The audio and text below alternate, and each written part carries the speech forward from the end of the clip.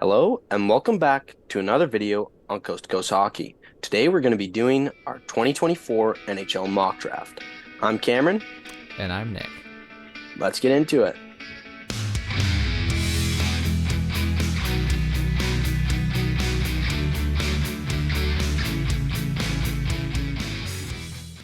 With the first overall selection in the Coast to Coast 2024 NHL mock draft, we have the San Jose Sharks taking Macklin Celebrini from Boston University.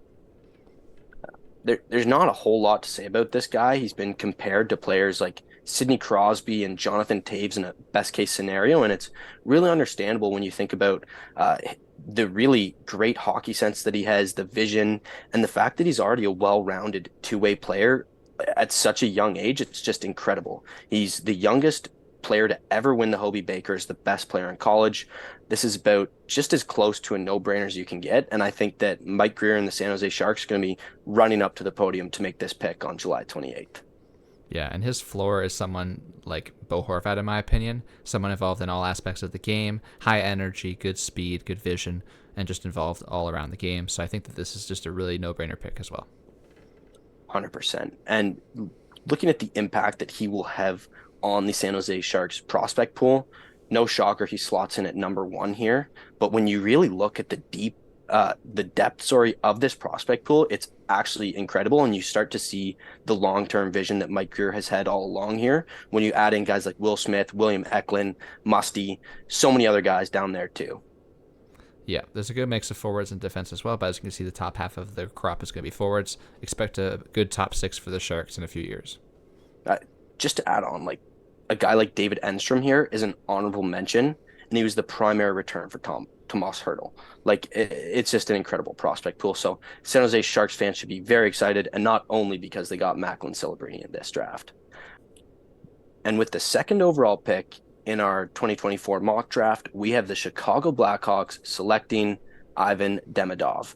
Uh, Interesting pick here. Ivan Demidov is one of the most skilled players in the draft. You hear that all the time because of the way he shows off his hands, his vision, and his average skating, but above average in most aspects. He plays in the MHL, which is the junior league in Russia, compared to someone who, like Matvei Michkov, who played in the men's league, the KHL. So the competition issue is something that GMs are thinking about. But Ivan Demidov putting up 2 points a game in junior is something that does not happen very often. This is a player who is shooting up draft boards once again, like to the spot that he probably rightfully should have been all along. But everything coming out about him now is just simply positive. They're talking about how he's great off the ice, how he's got the right mindset. They're saying he might be bigger than initially thought, which is also positive. And the fact that he's refusing to sign an extension in the KHL, so he'll be able to come over to North America earlier. I think a couple weeks ago, everybody thought Levchinov was going to go here. And I think now all signs might be pointing towards the Chicago Blackhawks selecting a dynamic player to play with Connor Bedard, essentially get the Patrick Kane to his Jonathan Toews, and hopefully the start of another dynasty.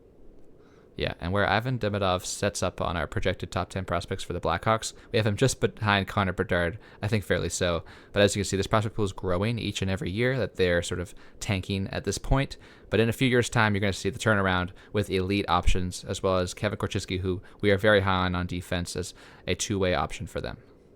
And when you just look at the amount of skill in this prospect pool, it's ridiculous. When you mix in Bedard, Demidov, guys like Oliver Moore as well. Like Demidov is widely considered maybe the most skilled guy in this draft. So to add him here and have just be able to watch the magic that him and Bedard will create together, I think will be a benefit for all hockey fans, not only Chicago Blackhawks fans. So very excited about this pick here. With the third overall pick in our 2024 mock draft, we have the Anaheim Ducks taking Artyom Levchinov, the first defenseman off the board. I think that Chicago's going to have to think about their pick at number two. But if they do take Demidov, I think this gets almost as close to a no-brainer as Celebrini at number one. This guy fits perfectly into what Anaheim wants and what they need right now. And when you look at the fact that he put up pretty near a point per game in the NCAA as an 18-year-old defenseman, that's just simply unprecedented. And if it wasn't for another player that we'll get into later on, it would be like he'd be considered far and away the best defenseman in this draft. He's definitely top two, top three. And I think just the size, physicality that he's able to play with, and really his skating are what is going to make the Anaheim Ducks, again, run to the podium to get this guy with the third overall pick. Yeah, absolutely. His freshman numbers were off the board here. And I have him compared to someone like maybe Seth Jones, a little bit shorter than Seth Jones, but still the same idea of a player, very involved, likes to play with the puck. Still working on the stuff without the puck, but that's mostly every defenseman at 18. You're not going to get a finished product, and you probably don't want one because then there's going to be some caveats with their offense. So I really like this option at number 3. And yeah, maybe another comp that I saw that I really liked was Charlie McAvoy, like the ability to play with physicality, but also that offense too. So this is a guy who, regardless whatever the comp is, he's an NHL defenseman, and he's going to be very likely a top pair defenseman.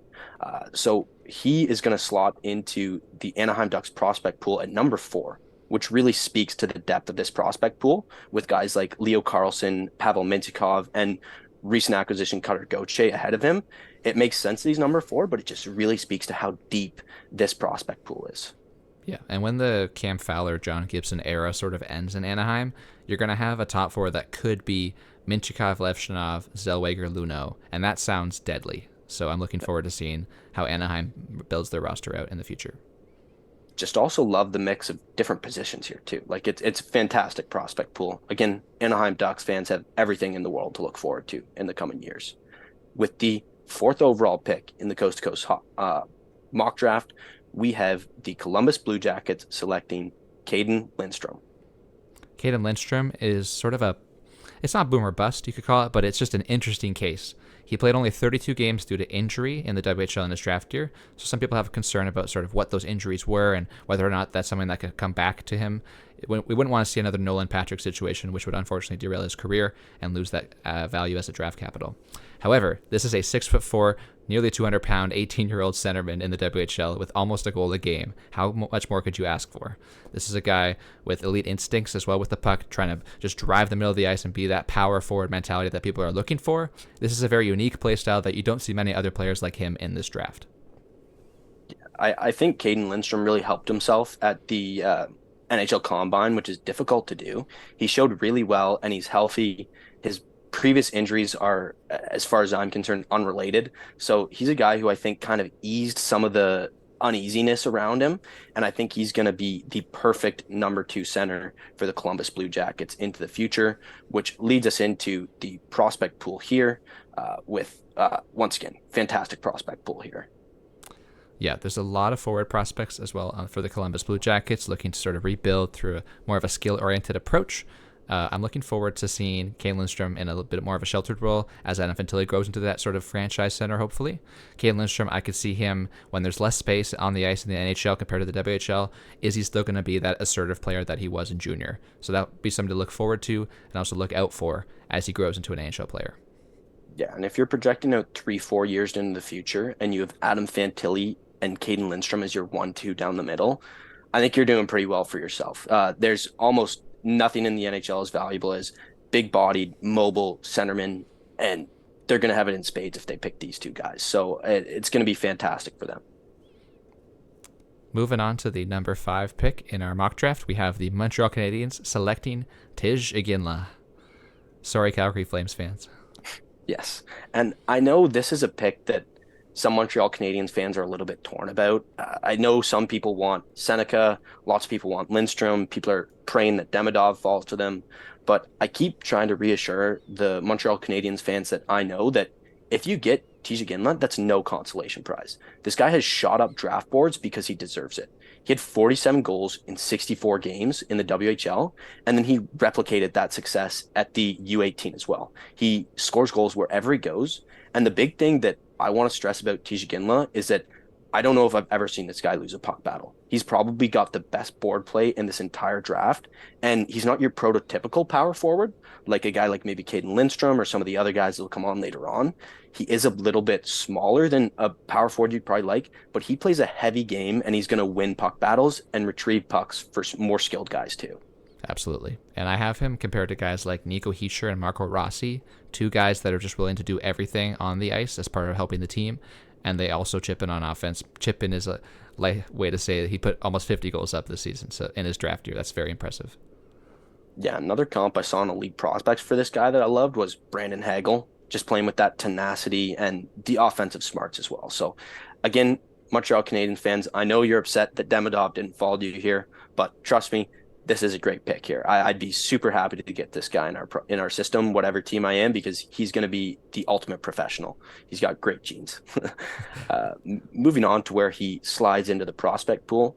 This is yet again, we're going to see so many great prospect pools at this part of the draft. And again, this is a fantastic prospect pool. Whether you want to have Lane Hudson or Reinbacher as first or second, they're almost interchangeable. It just depends what you like in a defenseman. But you got the unreal offensive talent that is Lane Hudson, and you couple that with the future two-way force that Reinbacher is going to be. It's a match made in heaven for your future first pair. And you slide TJ Ginland third with guys like Owen Beck, Joshua Waugh, and Jacob Fowler below him. Like, this is a fantastic prospect pool. And I don't even mind having Tishigan on the wing. I think he would just play in the zone as whatever position is needed, whether that be F1, F2, or F3. I think he's a very versatile player in that sense, so I like him anywhere on the Montreal Canadiens lineup. 100%. Like, it really depends on how Kirby Dack ends up projecting, whether you prefer him at center or wing. Tijagin has played center in the past, played left wing this year, but he's going to they've already announced, the Kamloops Blazers have already announced he's going to be Kelowna Rockets, that's his team. They've announced that he's going to be playing center next season. So he's going to get another shake at center, and we'll see if maybe that's where he could project long term. But it's really, regardless where he played, Nick, like you said, you're going to love to have this guy on your team. You should be thrilled with this pick, and he's going to augment an already fantastic prospect pool. It's always good to have Jerome McGinley's kid on your team as well. That's what I'm saying. Like, who else's kid would you really want? Like, that guy was absolute nails. He's the best Calgary Flame probably of all time. Like, you really want this guy in your team. Like, so just be happy if you get Iginla, you get Lidstrom, you get Demidov. Be happy, because this is a fantastic spot for the Montreal Canadiens to be in. They're going to get a high impact player, no matter who it is. Moving on to the 6th overall pick with the Utah Hockey Club, they're going to select defenseman Zeev Buium. Steve Buium is arguably one of the best defensemen in the draft. I compare him to guys like Quinn Hughes, Josh Morrissey, Sam Girard. He's highly active, great skater, very mobile, 6'1", 180. Not like the giant 6'4", 200 guy that you might think of on defense, but in college as a freshman, over a point a game, 50 and 42. This is a lot to like about this player. My favorite comp that I've seen for Zeev Buium is Zach Werenski. Like, he's got that great two-way game where you're never going to catch him being irresponsible on the defensive side of the puck, but at the same time, he's going to show you flares of offense that you're not going to see from every defenseman in the NHL. He's got that high upside potential where he could run a first power play. So that's a great thing for Utah, a team that they have Sean Durzi, but they don't really have a lot of those offensive guys who are able to run a NHL power play. And I think you and I agree on this, Nick. Like, he is my favorite defenseman in the draft. Really the only thing holding him back is the way he shoots. And if he was a right shot, I think this guy would be going to Anaheim or Chicago or another team higher up. It's just the fact that he shoots left, unfortunately, knocks him down a couple notches here. Yeah. Even still, great value at number 6. And on the prospect pool for Utah, he fits in quite well. You've got Simashev there as well, Lamoureux, Duda. You got some other defensive prospects within the system, but Buium does push the envelope here for these defensive guys. Yeah, 100%. This is a fantastic prospect pool. Again, you're going to hear us saying that a lot, but with guys like Cooley, Gunther up front, Daniel Boo, Connor Geeky, like, just an incredibly well-rounded prospect pool, and you even have some goalies in there as well too. So it's a perfectly great prospect pool for the NHL's newest franchise. Moving on to the number 7 pick in the 2024 mock draft for Coast to Coast Hockey, we have the Ottawa Senators taking Sam Dickinson. This again is one of my favorite defensemen in the draft. I think he's possibly the most projectable defenseman. I'd liken him to guys like Noah Hannafin and, ironically enough, Jacob Chikrin, who the Ottawa Senators might lose this offseason or next offseason. So I think he'd be the perfect replacement. And the thing I want to stress with him is some people are calling Sam Dickinson a defensive defenseman. I'm not saying he's bad defensively at all. He's one of the best defensive-minded defensemen in this draft.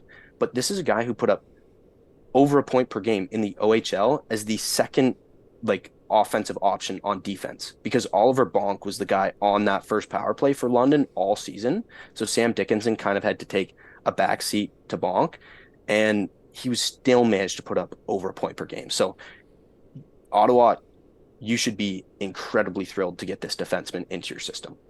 Yeah, Sam Dickinson, there's not a lot you can complain about when you look at his game. He tries to take the puck with him. When he goes with it, he doesn't even give it away, as some young defensemen might do.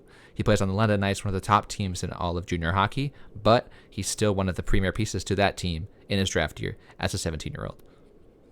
And even though they didn't get the result they wanted to in the Memorial Cup, this is a guy who showed an incredible amount of poise and clutch, scoring big time goals.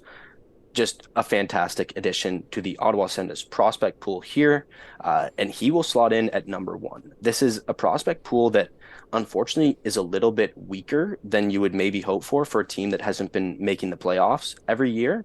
But at the same time, they have so many great young players up in the NHL that you shouldn't be too worried about it. Like you got Brady Tkachuk, you got Tim Stützle, so many names that you can just go on and on about.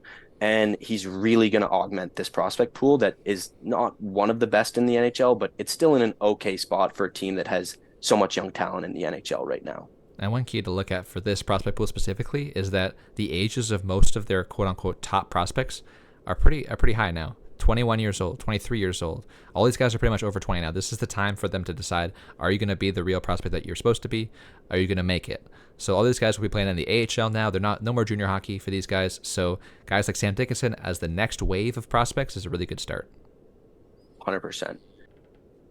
Moving on to the eighth overall pick in our mock draft, we have the Seattle Kraken selecting Zane Parekh. Zane Parekh is one of the most unique and special defensemen in this entire draft. He put up 96 points in 68 games as a defenseman. You never see that in junior hockey in someone's draft year. Zane Parekh, whether he's shooting or he's passing, he's so deceptive in the O zone, and he's willing to move all over the zone regardless of his position and play to the team's strengths for the betterment of the team. So I really like how he's been playing this year on a stacked team, being a huge part of that and being assertive and being offensively gifted as well. Yeah, for sure. And I know I've seen a lot of discourse and a lot of people expect Zane Parekh to go seventh overall to Ottawa. I'd really urge Ottawa Senators fans and management to not opt for Zane Parekh just based off of his handness. I do think Dickinson is the better player, and that's why they should target him. But that is no knock on Zane Parekh. Zane Parekh is undoubtedly the best offensive defenseman in this draft, and it's not particularly close.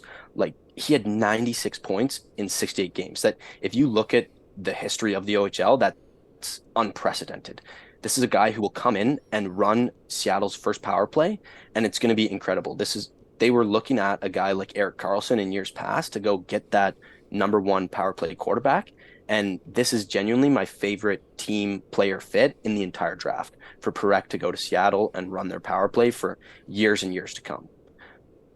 Moving on to the prospect pool here, we have Parekh sliding in at number two. And again, this is a fantastic prospect pool with guys like Shane Wright, who's going to be a top six center for sure, Zane Parekh, Carson Rakoff, who's looking like one of the steals of the 2023 draft, and then other guys like Jagger Furcus, who's lighting up the the WHL, and just some other fantastic names down throughout. Yeah, and look at the pick value that Seattle's gotten here. They've gone for guys with high skill, high upside, and they've gotten them in the second rounds late. 50th overall for Rakoff, 35th overall for Furcus. Furcus led the WHL in points. Rakoff had 50 goals in the OHL. These are guys that are the top players in junior hockey, and Seattle's still getting them as part of their prospect pool. So lots to look forward to. With a number 9 pick in the Coast to Coast 2024 mock draft, we have the Calgary Flames selecting Beckett Seneca.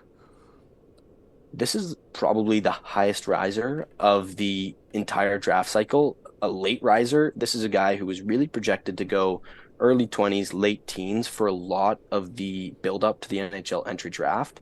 And now he's almost undoubtedly a top 10 pick. It's just the mix of size and skill with him. And people are saying that he's still growing. There's rumors out that he measured in at 6'3", 6'4", whatever. The rumors are going rampant, but regardless, he's still growing and he's been able to maintain his hands and his overall skill. So a fantastic player here to be selected in the top 10. Yeah, and while being on one of the top OHL teams in Oshawa, he did display a lot of flashiness. This is a guy that you'll see the highlight reel goals out of. He's assertive. He loves to drive the net and find ways to stick handle through traffic. So I do like him as somebody like Jordan Kyrou, Philip Forsberg, Alex Tuck even. Maybe a little different style to Jordan Kyrou and a bit more speed, a bit more straight line. But at the same time, these guys are right-handed powerful forwards rather than power forwards themselves, but still really great option here. Yeah, the one word of caution would be I've seen some people call him a power forward and things like that. It's possible that he could expand his game to that in the future, but as of right now, he doesn't particularly use his size that way. It's more going to be useful in giving him longer reach and an ability to pull off incredible highlight reel goals with that extended expended reach. So, fantastic pick here. And if you look at Calgary's prospect pool, the pick of Seneca makes a lot of sense to me because they do have a lot of smaller guys in their prospect pool. And regardless of whether he plays a heavy game or not, I think size is something that is a very valuable asset for NHL teams to have. Yeah, and Calgary has definitely demonstrated that they are looking for guys with size by trading for guys like Kevin Ball and Artem Grushnikov recently. Those are on defense, though. So you're looking at the forwards options. You have Matt Coronado, Jacob Pelletier, Connor Zary. They're all pretty small guys who like to play with skill. But now you have Hanzik and Seneca, who are big guys that like to play with skill. It's a good compromise there. And looking at guys who can be duos in the lineup, maybe a Zary Seneca combination on your top six sounds exciting for Calgary Flames fans. 100%. And this is a team that's in the next couple of years going to have to pick a direction. Are they wanting to rebuild entirely, or are they still pushing for the playoffs every year? Either way, I think Seneca is the perfect pick for this team here. With the 10th overall pick in the NHL entry draft, we have the New Jersey Devils selecting Consta Helenius. Costa Helenius is someone to me that has the highest floor in the draft, you could call it. This is someone who plays this game with men all year in the Liga in Finland as a 17-year-old, puts up great points for a 17-year-old, and plays the game, someone could call it the right way. This is a guy who has great reads, he's active in all zones, and he's ready to be a better teammate than anybody else. So I really like his play. I really like his ability to activate on any circumstance that happens in the game. Anybody who can read stuff at split seconds is someone who's quite projectable, which makes him have a high floor. Yeah, everywhere this guy has played, he's been one of the most responsible and best defensive forwards anywhere he's played. And that's no different when comparing him to other players in this draft class. I think he's undoubtedly the best two-way forward in this draft class, in my opinion. And that really becomes clear when you compare him to guys like maybe Elias Lindholm or the defensive attributes of William Karlsson. I think long term, he projects similar to those guys where he could be a number two center or maybe more realistically, an elite number three center in this league. Yeah, and if his offense keeps growing, I could see him even reaching the pinnacle of Sebastian Aho level, another Finnish sort of prodigy in his mind. So if Konstantinis can continue to round out his game in the offensive way, which is something that most prospects don't do, most prospects are only focused on the offense and goal scoring and go, go, go. This guy in this draft year played with men and played the right way. So it's very good to see. Yeah, this guy's by far one of my favorite prospects in this draft. And I think a lot of years, like people want to talk about how this is a weak draft, but in reality, like there's a big glut of good players in there between 2 and 16. And I think in a lot of other years, this guy would probably go higher up in the draft. And it's really incredible that New Jersey's able to get him here at 10th. And speaking of where he'll fit into the New Jersey prospect pool, we have him slotted in at fourth behind guys like Alexander Holtz, Simon Nemec, and Luke Hughes. And I just want to point out the fact that, unfortunately, for reasons we don't really want to get into, but the New Jersey Devils lost Michael McLeod, who was their third line center, and he was really stepping into that role. I think that Consta Helenius will be the perfect guy to replace him long term. And I think that's why he's the perfect fit here in this prospect pool. Yeah, absolutely. Helenius is going to fit into a spot that very few prospects do. So I really like this option for New Jersey. With the 11th overall pick in the Coast to Coast 2024 mock draft, we have the Buffalo Sabres selecting defenseman Carter Yakimchuk. Yakimchuk's a guy that I think is going to be all over draft boards. I've seen him as high as 3 and like as low as like 20 or even early 30s. It's just, it really depends how you think about him. And there's a lot of different opinions on him. A lot of people have compared him to Brent Burns, which is a comparison I really like, given the offensive abilities, but also the kind of violence and aggression he talks about. I watch the guys over on Dauber Prospects a lot, and they just love to talk about how he's a violent guy. And honestly, sometimes that bites him in the butt because he takes a lot of penalties, but a lot of the time you'd rather have a guy who plays with that intensity and that aggressiveness and have to reel them in and teach them to calm that down, as opposed to a guy that you might have to kind of push to get into games and get involved. Yeah, when you think of his sort of player archetype, you just want to scream. It's like all the points, all the pims, involved in everything. 30 goals, defenseman. Like, what more is he going to do out there? I think of someone like early years of John Carlson. You got Josh Manson, Brent Burns. These are all guys that are long-term NHLers. I think there's a bright future for this guy. For sure. I definitely think he's going to be an NHL defenseman. And at the same time, he's going to be an absolute categories legend if he keeps up this kind of play for fantasy owners. So keep an eye out for Carter Yakimchuk in future years. In terms of the prospect pool, really love his fit here too. They've got all those great young defensemen in the NHL, like Dahlin, Bowen Byram now, Owen Power. The one thing about all of those guys is they're all left shot. So as much as I don't really like trying to prioritize handness, it just makes too much sense to have this guy slide in as one of your top four defensemen on the right, and then one of those other guys can play on their offside. And look at all the forwards there too. Like it just seems like a no-brainer if he's available here at 11. Yeah, and you can see that the past first rounds for Buffalo, they've taken guys like Benson, Kulich, Savoy. These are all forwards they've chosen. Not that you have to alternate every year, but someone like Carter Yakimchuk does fit this great need that Buffalo has. A couple guys from the WHL there too as well in back-to-back years. So who knows? Maybe it might be him. Maybe we're on to something. But either way, this is one of the best prospect pools in the NHL. And I know we said there's a lot of great prospect pools. I believe Scott Wheeler in his Athletic article had this ranked first overall. And it's pretty easy to see when you look down the depth of it and just the amount of skill throughout it. This is an incredible prospect pool. And they already have so many great young players on their team that Buffalo Sabres fans should be very, very excited. With the 12th overall pick in our mock draft, we have the Philadelphia Flyers selecting Russian defenseman Anton Salayev.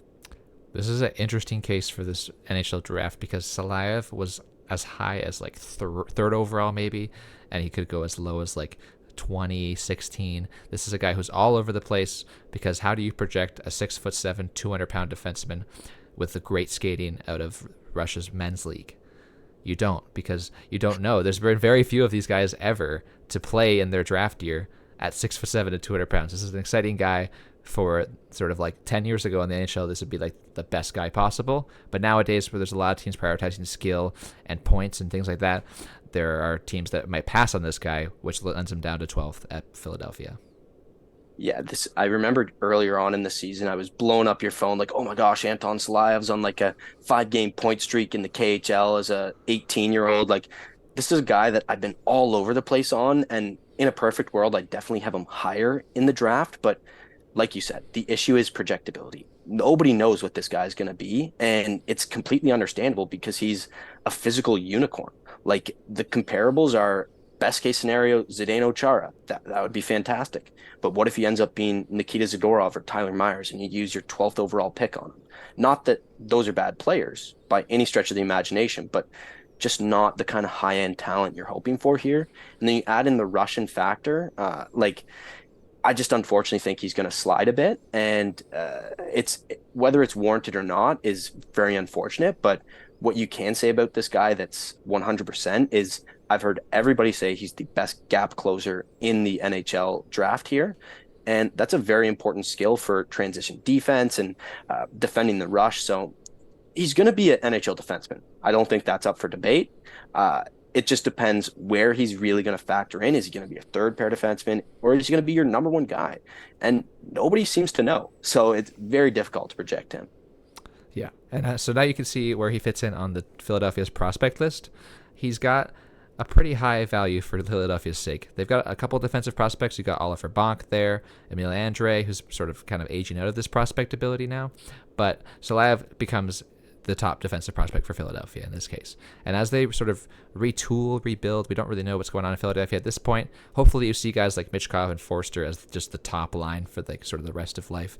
Joel Farabee, we'd love to see him more in the top six as well. These are guys that like are already in the NHL doing great things. So having a guy like Salayev really boosts that pool. Yeah, couple other points here on Salive is I think it's been a trend with NHL teams like Arizona, formerly Arizona, now Utah, did it last season where they drafted Boo and Simashev in the first round. It seems that when you have a fellow countryman that they can come over with, sometimes it kind of helps them get over sooner. And so when you pair Michkov and Salayev, I think you want to do everything to make Michkov happy. Like this guy is essentially your future franchise talent. And so getting some Russian players in there, you saw the Washington Capitals do it time and time again, targeting Russian players like Orlov, Kuznetsov, on and on and on. It's really useful because they can speak their native language with each other. So I think that's a component here. And then you add in the fact he's not on here because he's obviously been in the NHL for a few years, but recent acquisition, Jamie Drysdale. Think about him and Anton Salive as the first pair for years to come. If Anton Salive works out, that's a pretty ideal first pair. And I think it's just a match made in heaven here. I'm not sure he'll slide this far, but if he does, I think it's again, like a perfect pick, perfect fit for the Philadelphia Flyers. With the 13th overall pick in the Coast to Coast 2024 mock draft, we have the Minnesota Wild selecting Berkeley Catton.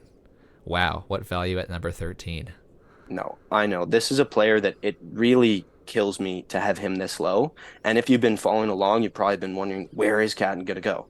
He put up over, I believe it was 106 points in the 116, yeah. got In his 116. draft year. Come on.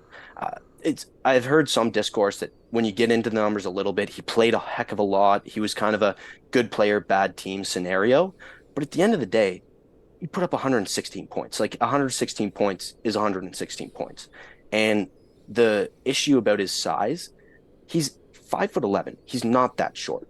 He's taller than me, that's for sure. And the big thing is going to be putting some weight on that frame. Because 163 pounds, especially if he wants to play center at the next level, he's definitely going to have to put some weight on. But at the end of the day, I look at the 13th overall pick, and that's exactly where a guy like Zach Benson went. And he was one of the only guys who was NHL ready right away, and he dropped because of his size. I think there's a lot of similarities there with Berkeley Catton. So don't be surprised if he does slide a bit, and a smart team like Minnesota, is able to snag him up at great value, like you said, Nick. Yeah, and I have him compared to guys like Jack Hughes, Nick Ehlers on the high end, and then guys like Jonathan Drouin as like maybe the floor. Like this guy's top six, I think top line talent. I believe the skill on a below average team, albeit, but still the guy. He made Connor Roulette have one of his best seasons of junior hockey coming over to Spokane. This is a guy who can elevate his teammates as well as himself. So I really like this guy. I probably would have him in a redraft. You could look back in 5 years, he might be the top five, top three guy. But we'll have to see. Minnesota gets the steal here at 13.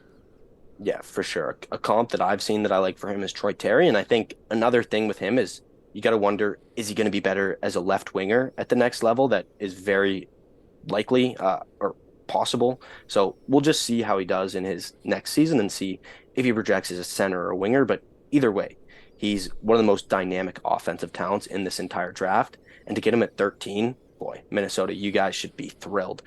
He adds to an incredibly stacked prospect pool already. And when you look at how well Minnesota's done, even with the dead cap space in the past years, like Bill Guerin is just putting on a masterclass here with this prospect pool. Like Brock Faber, Jesper Wallstedt, Marco Rossi, Danila Yurov, like just a fantastic prospect pool. Even more guys down there that are really elite talents and even great honorable mentions as well. So he's going to slide in and he'll be a perfect line mate for guys like Matt Boldy, Kirill Kaprizov. Just a fantastic fit here, in my opinion. Yeah, and similar to Seattle, look at the pick value these guys are getting. It pretty much is like take best player available, but meaning like the actual best player available, because you look at guys like Riley Height, 64th, Kuznetsov, 37th, Wallstedt, 20. Like these are guys that pretty much all were consensus like dropped picks. So Minnesota snags all of these guys. Great prospect pool, great future for the team. Yeah, and going through this, I could not believe how fantastic Minnesota's prospect pool was. It was by far the most surprising to me because, like we've said, they're a team that's always knocking on the door of the playoffs. So to be able to accrue this many high-end talented guys is just incredible work. With the 14th overall pick in our mock draft, we have the San Jose Sharks selecting the dynamic Cole Eiserman. Cole Eiserman, as you can see there by the goals there, that is greater than the games played. He scored 58 and 57, and he broke the U.S. National Development Team goals record. This is one of the most dynamic, some people call it one-dimensional, I call it, he has a great dimension, which is his offense, and you take him for his offense. This is a guy that you want as your goal-scoring option. You just saw the San Jose Sharks take Celebrini at number 1. Imagine him and Cole Eiserman on a line. That sounds great to me. The vision of Macklin Celebrini setting up the sharpshooter Cole Eiserman, it just sounds too good to be true. The unfortunate thing for Cole Eiserman is you could compare him to a guy like Phil Kessel, and I know Phil Kessel's a fantastic player, 3-time Stanley Cup champion. What's wrong with that? The issue is the buy-in defensively and sometimes just kind of not really being engaged in the play if he doesn't have the puck and it's not a scoring chance. So I remember many years with Phil Kessel, my dad and uncle just losing their mind with how he played the game. And there's some similarities there with Cole Eiserman, unfortunately. So I think that San Jose is in a position where they've torn it down. They need to be taking the best player available. And at number 14, that's definitely Cole Eiserman. Yeah, and most players will move to center in their like draft years, and they'll try to be like this best overall player to have their stock be higher. Cole Eiserman is like this pure winger. Like think of like Alex Ovechkin, guys like that just play the wing their whole career and it doesn't really matter. Panarin, these are guys that just they are devoted to the winger position, and the winger position is not sort of like the position that needs to be committed on defense. I do say that all 5 guys need to be ready to play defense, but at the same time, Cole Eiserman was not trying to like be bred to be a defensive guy. This is a guy who, as you say, pure goal scorer, but I do just pick him for his offense. One other quick note on Cole Eiserman here is the fact that I think there's been interviews with him and I believe he's going to Boston College coach, saying how they're really, really going to focus on his defensive side of the game next year. So kind of a believe it when I see it situation, but definitely a very positive thing to hear coming out of Cole Eiserman and his future coach. And where Cole Eiserman sits in the San Jose Sharks prospect pool, as you can see, with the 2 top 14 selections, San Jose is doing just mighty fine here. And you've got your forward core for the next, decade of all these guys here. Centermen, wingers, you got it all here. I know a lot of people will see this prospect pool and say, why aren't you taking a defenseman at this pick? Like I said, I think Cole Eiserman's the best player available here. I think you're better to not reach on we've been through the elite 6 defensemen already at this point in the draft. They've already been selected, all 6 of them.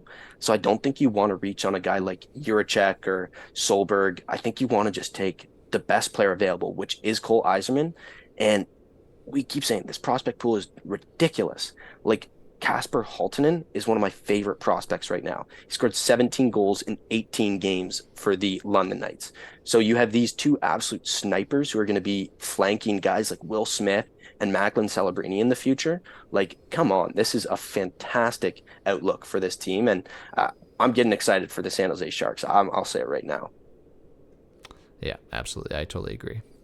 And moving on to number 15, we have the Detroit Red Wings taking Michael Brandsegg-Nygaard from the Hockey Allsvenskan. This is another player that I really, really like. And when you say he might be the most NHL ready player of the draftable players in this draft, he's played with men for a long time. He's shown well at the World Championship.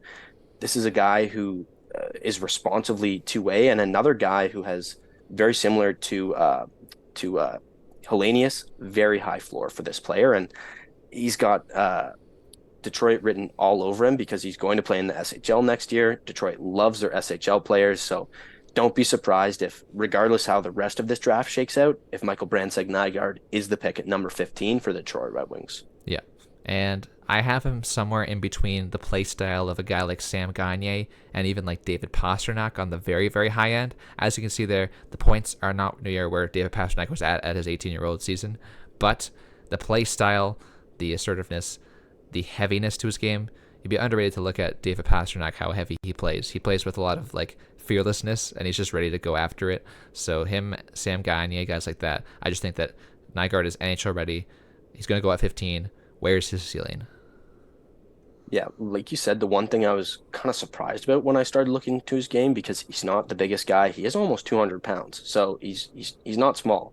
But just the fact that, like you said, he plays a heavy game. I wasn't really aware of the fact that he's going to be a fantastic forechecker, and that's where the comparable of Arturi Lehkonen is one I really like. Just a fantastic forechecker, a guy who plays with energy. You call him a spark plug, whatever you want to call him, but he's going to be a guy who plays with a lot of energy, and I just think he's going to be a fantastic pro. There's no doubt about that in my mind. In terms of where he fits in the shuffle for the Detroit Red Wings, we got him at number 6, which this is a pretty good prospect pool. If you have Michael Brandsegg-Nygaard, your 15th overall pick, sliding in at number 6, what more can you say about that? Yeah. Well, looking at their forwards, it's a very interesting crop because most of these forwards are kind of like those high floor, low ceiling guys. You got Casper, you got Danielson, who's kind of trailed off a bit in his 19-year-old season. You got Nygaard, and you got some other sort of optional forwards. So these are guys that Detroit is like taking the certainty without expecting the upside. So they're getting guys that will play in the NHL most likely, but not looking for the high end, the risky picks, such as like if Eiserman was available, they'd probably still take Branson Nygaard. 100%. Like Edvinson and Danielson are guys, like you said, like kind of boom bust type guys. Axel Sandin Pellikka is a guy who's really shown well in his D+1 year. So that's very great news for Detroit Red Wings and their fans. And then you look at a guy like Trey Augustine at number 7 there. Again, fantastic prospect pool. With the 16th pick and the final pick in the Coast to Coast Hockey mock draft, we have the St. Louis Blues selecting Stian Solberg. One of the biggest risers in the draft on defense. Stian Solberg is, we just talked about Branson Nygaard being a heavy guy. Solberg throws his body around like nobody's business. This is a guy who is ready to play in men's league as an 18-year-old, 6'2", 200 body, but still just really playing like he wants to play in men's leagues for the rest of his life. So he's ready to be an NHL player already. Yeah, I believe he's headed to one of the great SHL teams next year. I'm pretty sure it was a name that I was familiar with. I can't remember it off the top of my head, but it was a great team in the SHL. That's a really promising sign for him. And like you said, Nick, this is the best physical player in the entire draft. I think that's something that St. Louis would love as a Western Conference team.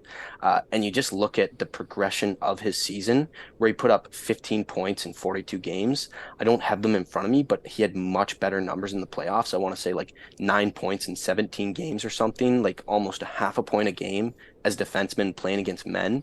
And then he had a fantastic showing at the World Championship. And that's really what skyrocketed him up the draft boards. And when we first made these slides, he was ranked around 40 overall in the consolidated rankings. It seems like every day he's moving up spot after spot, and it's for good reason. Sometimes people rise and you can't figure out why. With Stian Solberg, I totally get it. He's one of my favorite defensive prospects in this draft. And I think once you get through those 6 elite guys, to me, he's number 7. And I think he should definitely find himself selected in the top 16. Yeah, and you could argue that there's a bunch of forwards in this area, different play styles of forwards, but there are very few players like Solberg in their draft year right now that you can get. So if St. Louis wants a defenseman, this is their guy. In terms of where Stian Solberg fits on the St. Louis Blues prospect list, we have him at number 5. As you can see, they drafted a first-rounder defenseman last year, Theo Lindstein. They got a couple left defensemen there, but in a bit of a transition period for the franchise, they lost some guys like Robert Bertuzzo that bring that physicality. So I think that someone like Stian Solberg being that young option who has grown in offensively over the past bit and has shown some promise at those World Championship performances, I do think this is a guy that they would love to have in their prospect pool. Yeah, and Solberg is a guy who I think will probably be NHL ready, not this year, but the year after. I would not be surprised if we see him in the Blues lineup that early. And like you said, there's some left shot D here, but what I want to stress is the fact that in that top 5, top 6, whatever you want to put it as, there's not a lot of defensemen. So I think they just need to target a defenseman.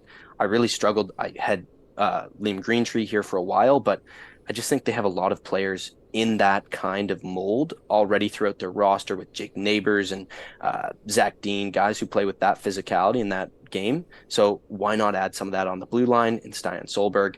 I think it's actually a perfect fit here, and I definitely think Solberg's going to go in the top 16 in the draft.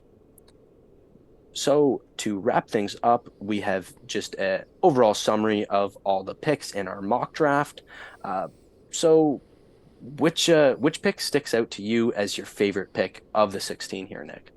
It's got to be number 13, Berkeley Catton to Minnesota.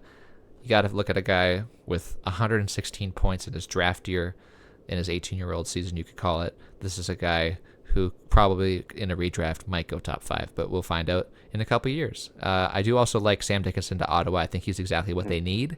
Hopefully he ends up there at number 7. I'm really torn between the Iginla to Montreal pick. I think that people might be upset about it at first, but as time goes on, they're going to love this pick, and it's going to just work out really well for both the player and the team. And then also, just like I said, the best player fit, the best team player fit in the entire draft here, in my opinion, is Perek to the Seattle Kraken. He'll be their power play quarterback for years and years to come if they are able to get him there at number 8. I think it's a match made in heaven.